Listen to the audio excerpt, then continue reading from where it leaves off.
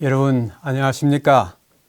가을의 꽃들이 우리를 기쁘게 해주는 계절입니다. 여러분 모두 건강하시기를 간절히 기원합니다.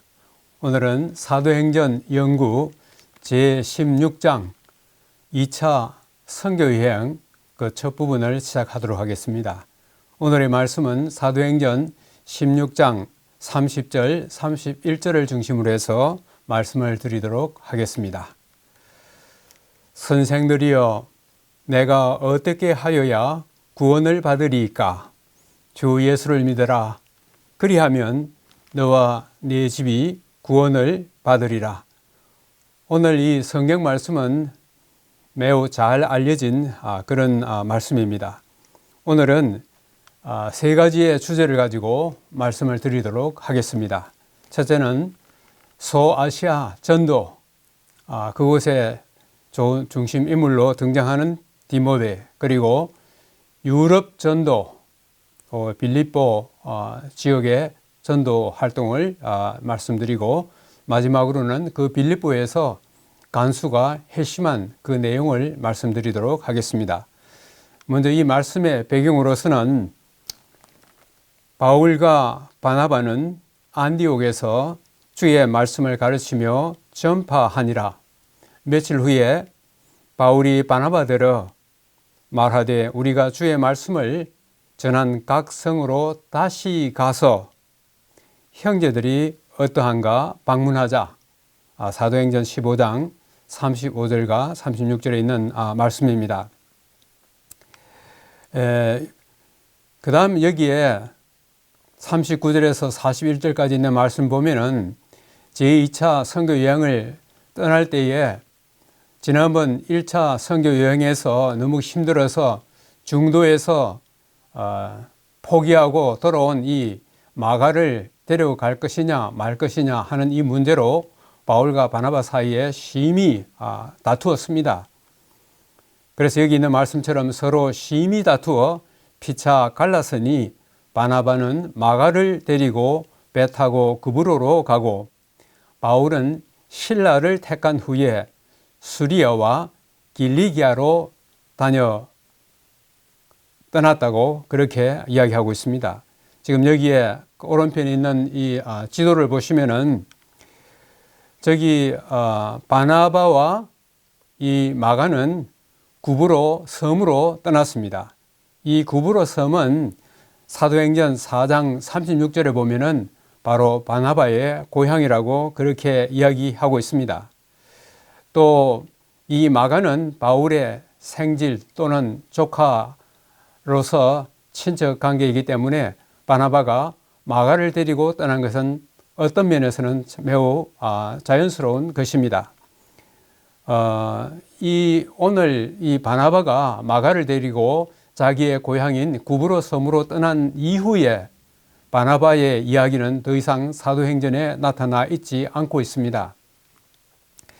그래서 여기 바울은 거기에 나오는 안디옥이 수리아 안디옥 거기에서부터 이렇게 돌아서 이 길리기아 지방으로 바울의 또 고향이 있기도 한 그 다소가 있는 그 길리기아 지방으로 가게 되었습니다.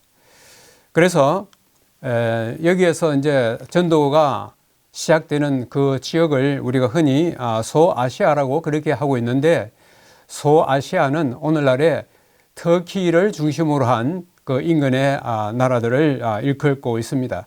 주로 터키의 옛날의 터키 그 지역을 일컫고 있습니다. 여기에서 우리는 루스드라에서 디모데를 다시 발견하게 됩니다. 바울이 더베와 루스트라에도 이름에 거기 디모데라 하는 제자가 있으니 그 어머니는 믿는 유대 여자요 아버지는 헬라인이더라. 여기 보면은 수리아 안디옥에서 길리기아로 가가지고 거기에서 다시 더베로 가가지고 다시 이 루스드라로 지금 현재 가고 있습니다. 루스드라는 바울이 그곳에서 돌에 맞아서 거의 죽을 뻔한 그런 장소인데 다시 이곳을 방문한다고 하는 것은 굉장한 위험을 직면할 수 있는 그런 가능성이 굉장히 많은데, 그럼에도 불구하고 그곳을 방문하는 사도 바울의 죽음을 각오한 그의 선교 열정을 우리가 여기서 볼 수가 있습니다. 여기 디모데는 어머니와 아버지, 어머니는 유대인이고 아버지는 헬라인이어서 오늘날 우리로 말하면은 다문화 가정이라고 그렇게 말할 수 있겠습니다. 그 다음에 이 디모데후서 1장 5절에 디모데의 외할머니는 로이스이고, 그 다음에 그의 어머니 이름이 유니게라고 그렇게 소개되어 있습니다. 그 다음에 디모데전서 1장 2절에 가면은 사도 바울은 이 디모데를 일컬어서 믿음으로 낳은 믿음의 아들이라고 그렇게 이야기하고 있습니다.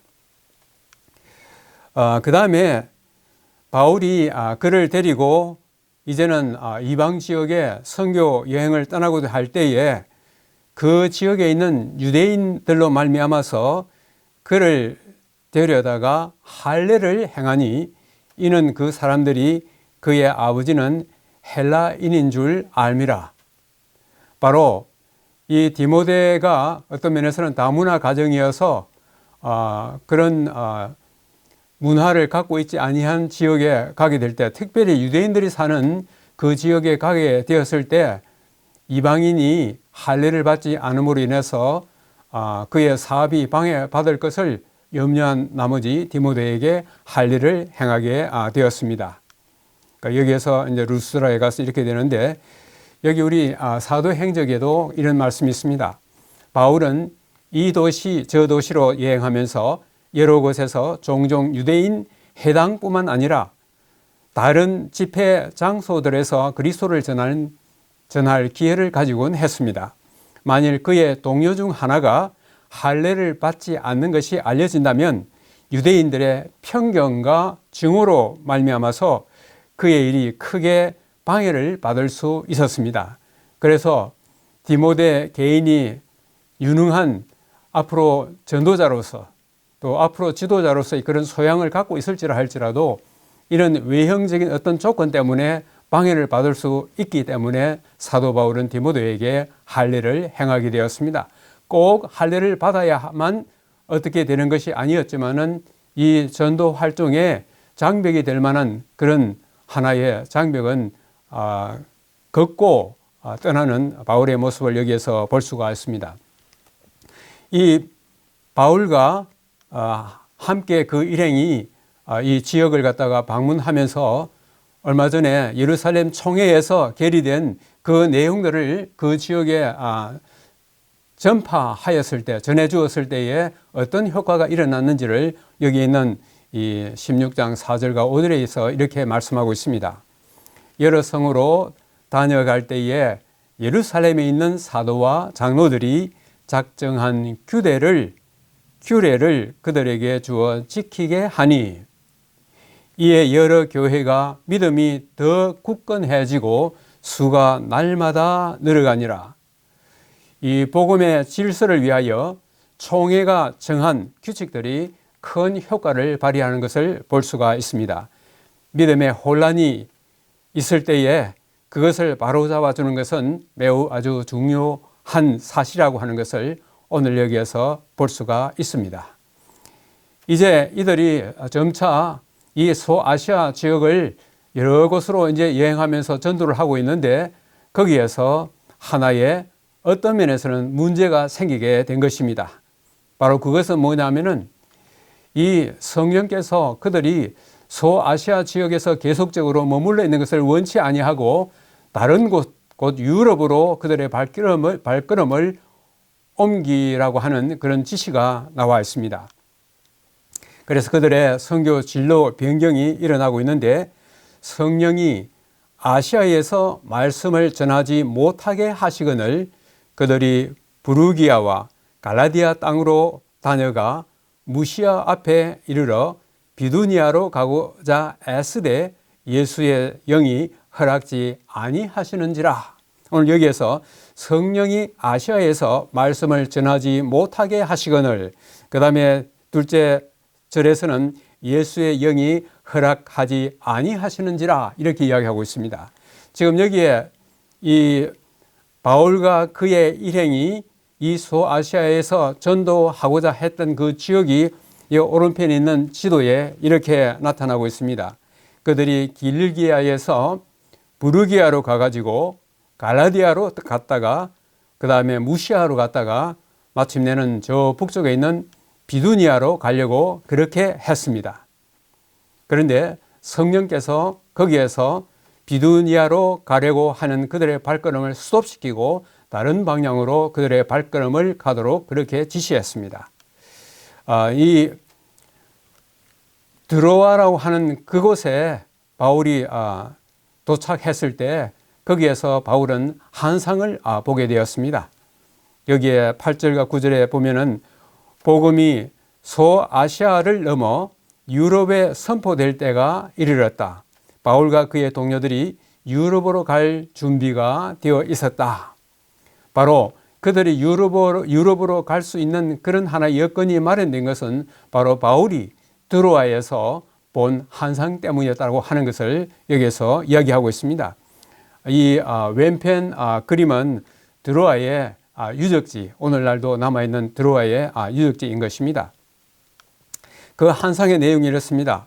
밤에 환상이 바울에게 보이니 마게도냐 사람 하나가 서서 그에게 청하여 이르되 마게도냐로 건너와서 우리를 도우라. 하나님이 저 사람들에게 복음을 전하라고 우리를 부르시는 줄로 인정함이라. 여기에 지도를 보시면은 이 길리기아에서 부르기아로 가서 갈라디아로 갔다가 그 다음에 무시아에서 비두니아로 가려 했는데 이 드로아에서 그가 환상을 본 다음에 저 건너편에 있는 이 마게도냐에서 한 사람이 이쪽으로 건너와서 우리를 도와주라고 그렇게 하는 환상을 그가 보게 되었습니다. 그래서 이제 유럽으로 이동을 하게 되는데 우리가 드로아에서 배로 떠나 사모드라게로 직행하여 이튿날 네아폴리로 가고 거기서 빌립보에 이르니 이는 마게도냐 지방의 첫 성이요 첫째 가는 성이요 또 로마의 식민지라. 지금 여기에 오른편 지도를 보시면은 이 드로아에서 사모드라게 섬으로 가가지고 거기서 다시 네아폴리라고 하는 곳으로 가서 마침내 빌립보에 이르게 되는 이런 장정을 그들이 하게 되는 것입니다. 여기서 특별히 우리의 주목을 이끄는 것이 뭐냐 하면은 이 우리라고 하는 말입니다. 이 우리라고 하는 이 말이 얼마 전에 바나바와 마가는 구브로 섬으로 떠나고 그 다음에 바울 일행이 그 다음 이 길리기아를 거쳐서 저 소아시아 지역으로 이제 선교 여행을 떠나는데 거기에서 누가는 우리라고 하는 그 표현을 하고 있습니다.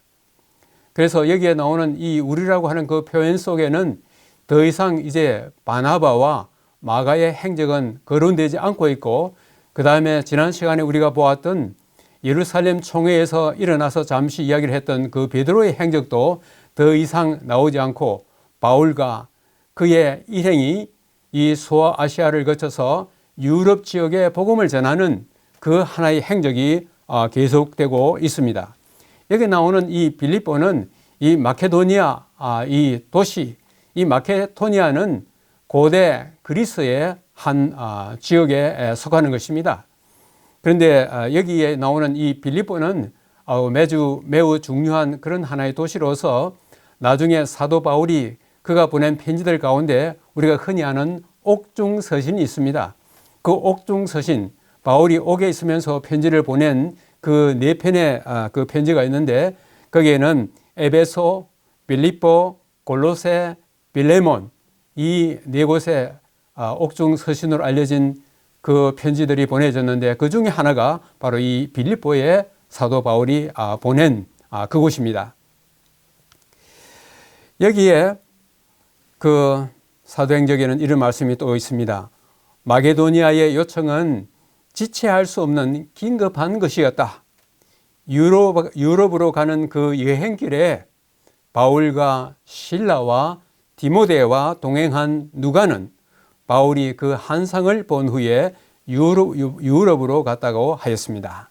우리는 여기에서 바울과 실라가 이 길리기아를 거쳐서 소아시아와 그 다음에 유럽으로 가는 그 길에 누구도 동행했냐 하면은 바로 디모데와 특별히 누가가 여기에 함께 동행한 것을 볼 수가 있습니다.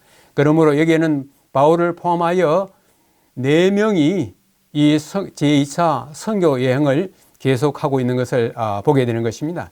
특별히 여기 우리라는 말 속에서 우리는 누가가 직접 이 선교 여행에 동참하여서 그 현장을 생생하게 기록하고 있는 것을 여기서 볼 수가 있습니다.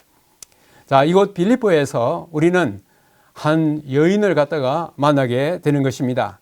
그것은 자주 옷감 장사 루디아라고 하는 이 여인입니다. 루디아 시에 있는 이 말은 다른 말로 표현하면 두아디라에서 온 자색 옷감 장사로서 하나님을 섬기는 루디아라 하는 한 여자가 말을 듣고 있을 때 주께서 그 마음을 열어 바울의 말을 따르게 하신지라. 여기에 이 루디아는 여기 우리 지도로 보면은 두아디라에서 멀리 바다 건너 이 빌립보에 와서 옷감 장사를 하는 그런 하나의 여인입니다. 여기 이 두아디라는 우리 계시록에 2장과 3장에 보면은 7교회가 나옵니다. 특별히 2장 18절 거기에는 이 두아디라 교회가 나오는데 바로 이 루디아는 이 두아디라 출신으로서 이곳 빌립보에 와가지고 거기에서 옷감 장사를 하고 있는 것입니다. 이 두아디라는 배틀로 무명이나 비단 따위의 천을 짜는 그런 일들이 그런 공업이 아주 유명하였고 특별히 자색 염료로 물들여서 옷감을 만드는 그런 곳으로서도 유명하였습니다. 그래서 이 멀리 두아디라에서 이 빌립보에 온 바로 이 루디아라고 하는 이 여인이 마침내 사도 바울과 그 일행의 말씀을 듣고 마침내 그리스도를 영접하게 되었습니다. 그와 그 집이 다 침례를 받고 우리에게 청하여 이르되 만일 나를 주 믿는 자로 알거든 내 집에 들어와 유하라 하고 간청하여 강건하여 머물게 하니라. 자기 집에 와서 단순히 머물러라 그렇게 말을 하는 것이 아니라 여기에 말하는 것처럼 강건하여 다른 데 가지 말고 자기 집에서 유하라고 하는 것을 볼 수 있습니다. 여기 오른편 여기 사진을 보면은 루디아의 집으로 알려진 그곳이 오늘날 많은 사람들의 방문을 받는 그런 장소가 되었습니다. 여기에 루디아는 기쁨으로 진리를 받아들였다. 그와 그의 집안이 회심하고 침례를 받았다. 그녀는 사도들에게 자기의 집을 그들의 집처럼 여기라고 간청하였다. 복음이 그 마음속에 들어갔을 때 자기의 집을 서스름없이 이 사도들을 위하여 하나님의 이 종들을 위하여 내놓는 이런 루디아의 모습은 참 감동적인 것입니다. 오늘날도 선교사들에게 루디아와 같은 그런 사람들이 많이 필요할 것입니다. 우리가 여러 낯선 곳에 갔을 때에 전혀 아는 사람도 없고 참 낯설고 물설은 그곳에서 이러한 사람을 만나서 그곳에 유하면서 복음을 전할 수 있다는 것은 얼마나 축복인 것입니까? 자, 이곳에 빌립보에 있는 동안에 이 사도 바울과 그의 일행들이 하나의 큰 어려움에 직면하게 되었습니다. 그것은 바로 이것입니다. 우리가 기도하는 곳에 가다가 점치는 귀신 들린 여종 하나를 만나니 점으로 주인들에게 큰 이익을 주는 자라. 그가 바울과 우리를 따라와 소리질러 이르되 이 사람들은 지극히 높은 하나님의 종들로서 구원의 길을 너희에게 전하는 자들이다. 참 이 낯선 사람들이 그 빌립보를 방문하였을 때에 그들의 정체에 대해서 참으로 귀신같이 알고 이 여인 속에 귀신이 들어있기 때문에 귀신은 이들의 정체가 누구인지를 잘 아는 것입니다. 그런데 정체를 알 뿐만 아니라 이들이 하는 그 활동이 무엇인지도 여기에 자세하게 이야기해 주고 있습니다. 이 사람들은 지극히 높은 하나님의 종으로서 구원의 길을 너희에게 전하는 자라. 참 귀신이 말했지만은 좋은 말 아닙니까?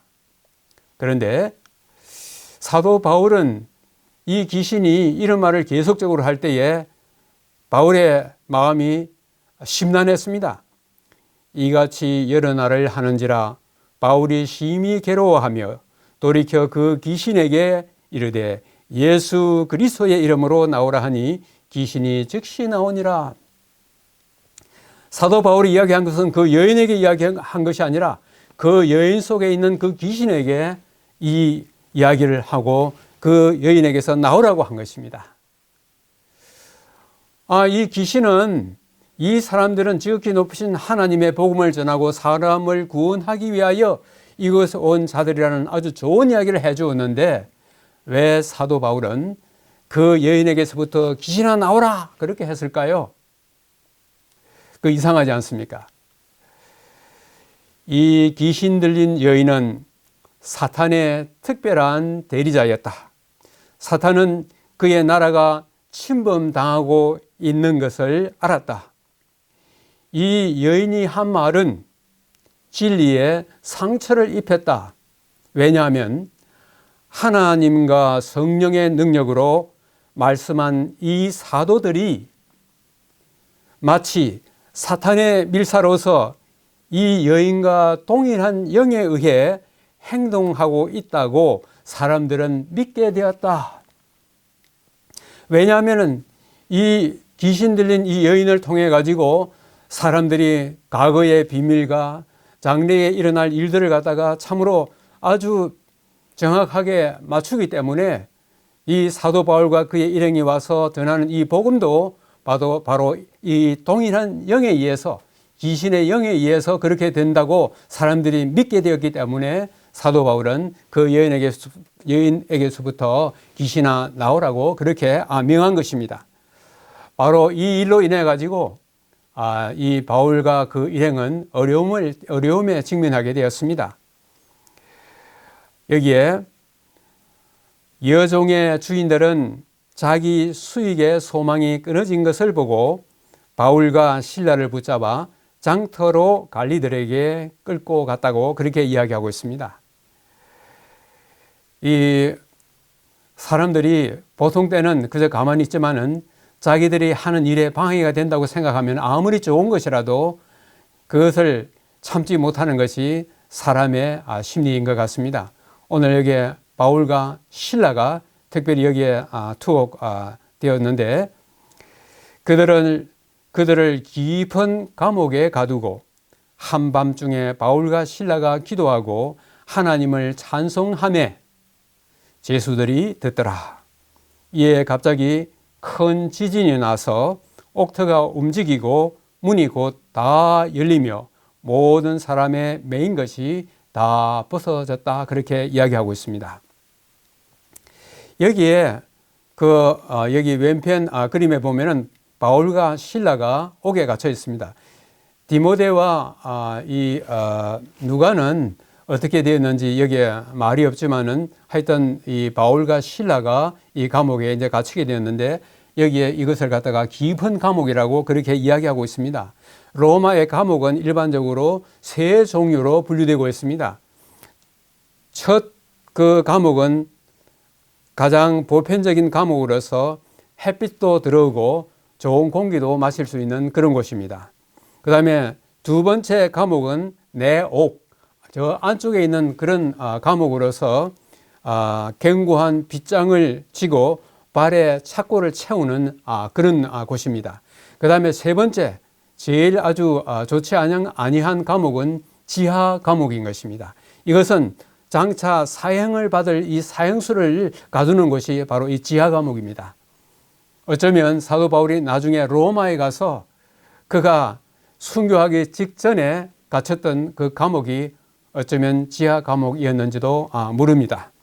이렇게 하나님의 종들이 복음을 전하다가 감옥에 갇히고 온갖 곤욕을 치르는 이 일을 하나님께서는 결코 무심하게 그들을 내버려 두지 않습니다.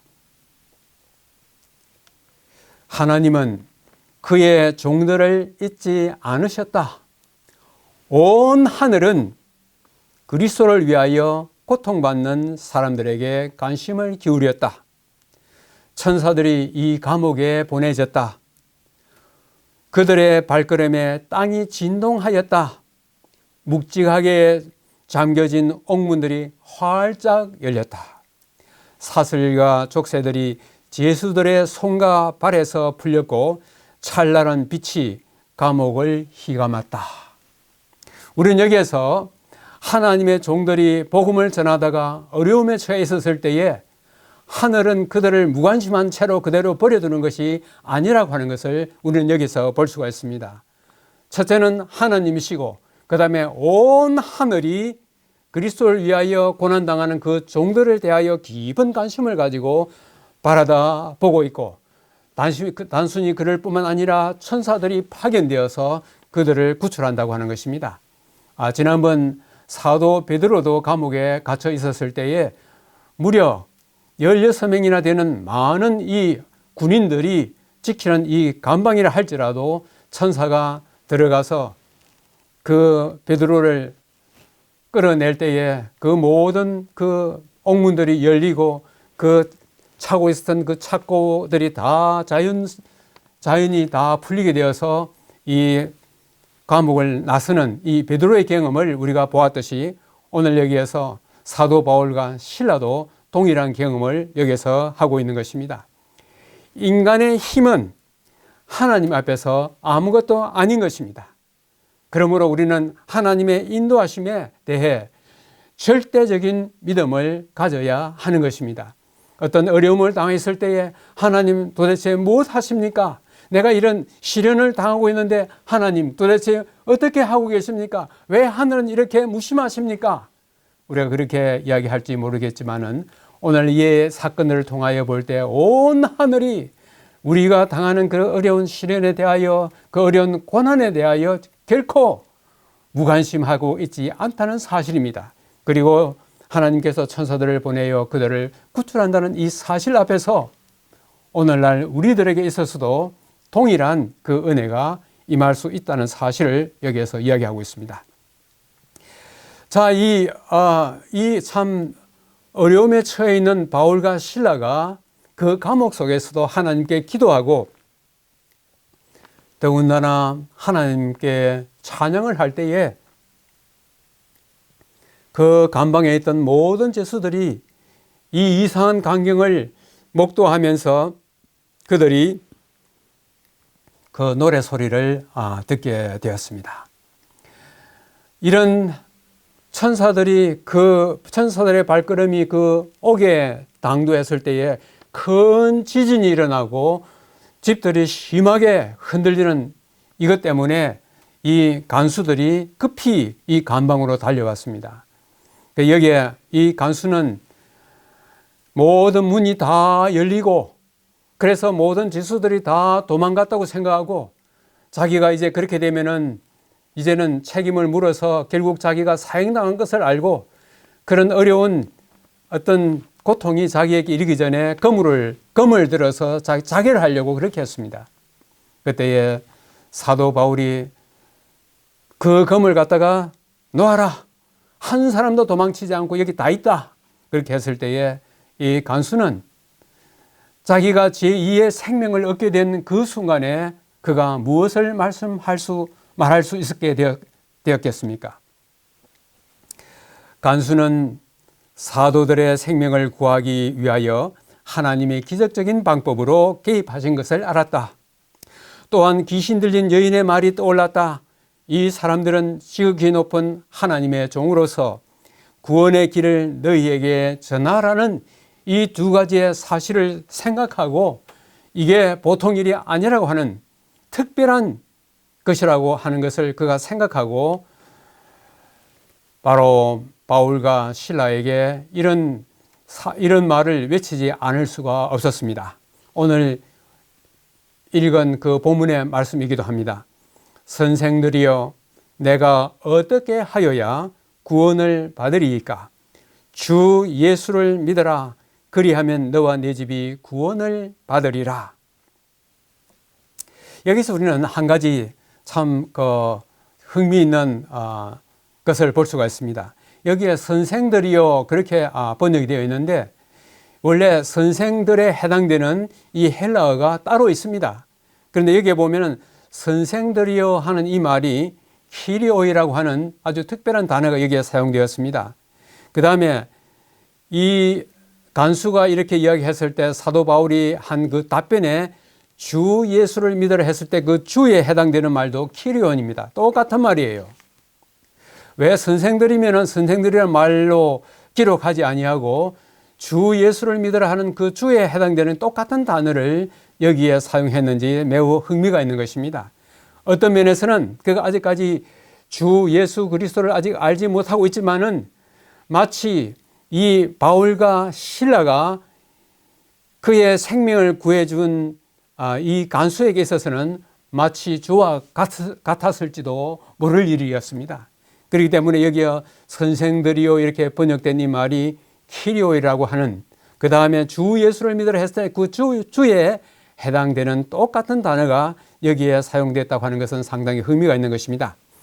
여기에 구원을 받으리라 하는 이 구원도 마가복음 16장 16절에 믿고 침례를 받는 사람은 구원을 얻을 것이라 예수님께서 하신 말씀 구원을 얻을 것이라는 그 구원과 같은 단어가 여기에 사용되어 있습니다.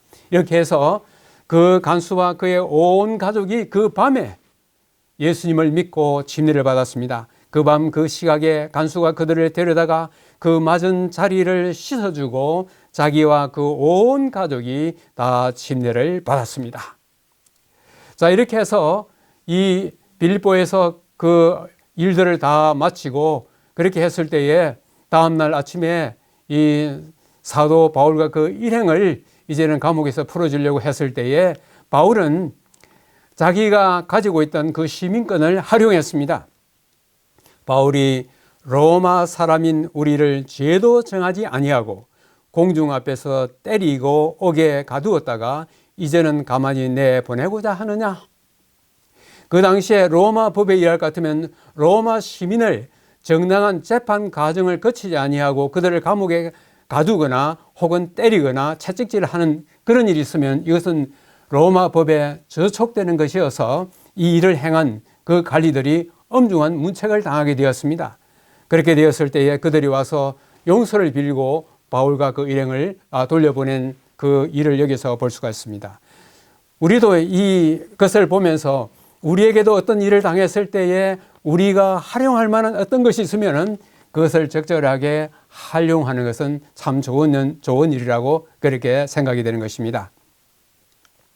자, 빌립보에서 어떤 수확을 얻게 되었는가? 빌립보에서 감옥에 갇히고 매를 맞고 하는 이것은 헛된 수고였는가? 아닌 것입니다. 사도들은 빌립보에서 한 일이 헛수고라고 생각하지 않았다. 그들은 많은 반대와 핍박을 받았다. 그러나 하나님이 그들을 위하여 개입하셨고 간수와 그의 집안이 회심하였다. 이들의 소식이 그 온 지역에 알려졌다. 특별히 그 다음 말씀입니다. 그들의 투옥과 기적적인 구출로 인하여 그것이 없었더라면 만나지 못했을 많은 사람들의 시선을 사로잡게 되었다.